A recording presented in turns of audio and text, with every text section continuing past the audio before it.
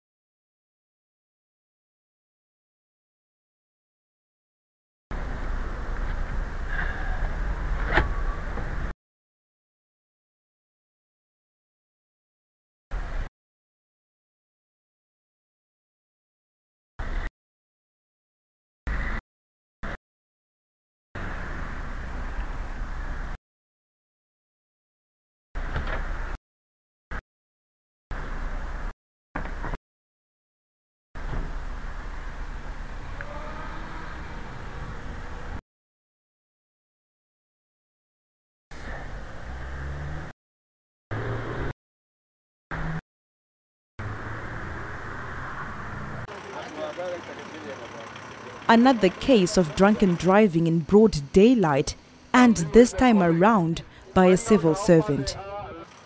This Volvo was left lying on its side, and these two cars with major dents after an NDF member who was driving this cadet jumped a red traffic light. The soldier failed his breathalyzer test as he was above the alcohol limit.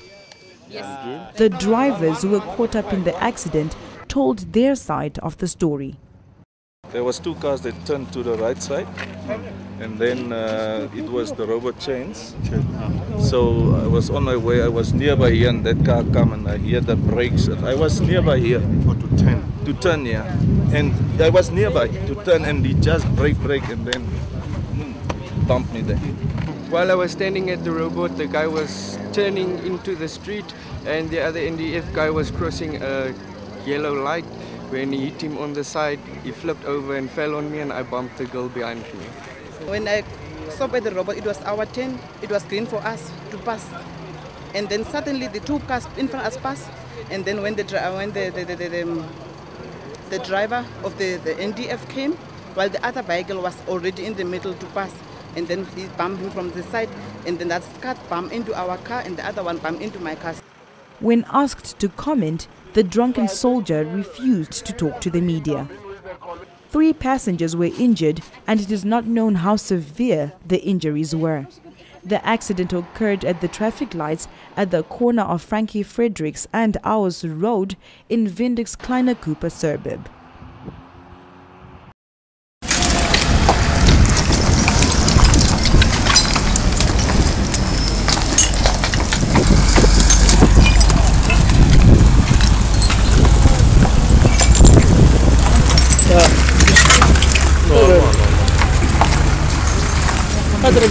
بعد الطريق حمله بعد الطريق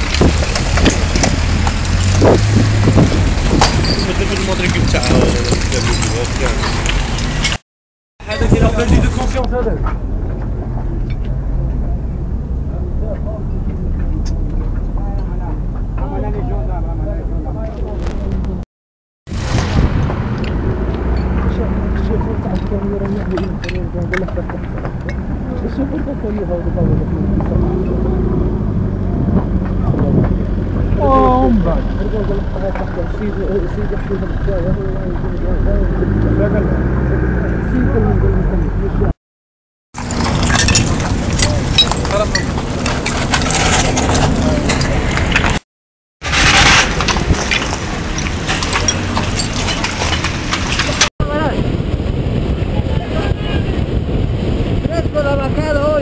Tranquilo, pero si hay chance le damos, no es que estoy bien ahora.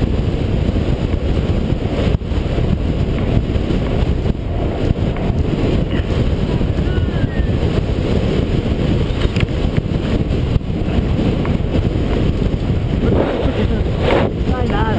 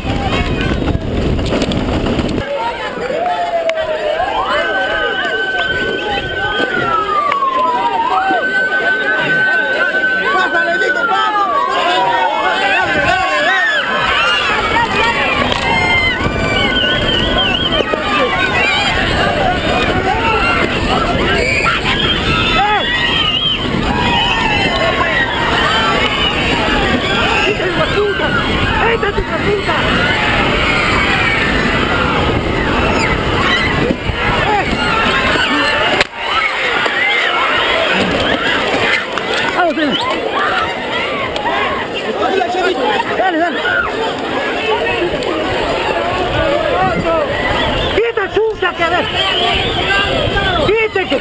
¡Quítame, hijo de puta! ¡Quítate de ahí! ¡Somos cabrones! ¡Verga, hijo de puta! ¡La cámara! Collins Shabani was assassinated. The damage that you see is all fake. In fact, the collision that has been staged here, and you can see very clearly there are no marks on that truck, there's no bright white Arctic Audi paint on that truck, and the damage on the truck looks fake actually. Now what actually happened was the crane on the top of the truck was used to pull the bodywork with grappling hooks off, and then the truck was pushed into the car pushed the truck into the barrier, and the truck was repositioned.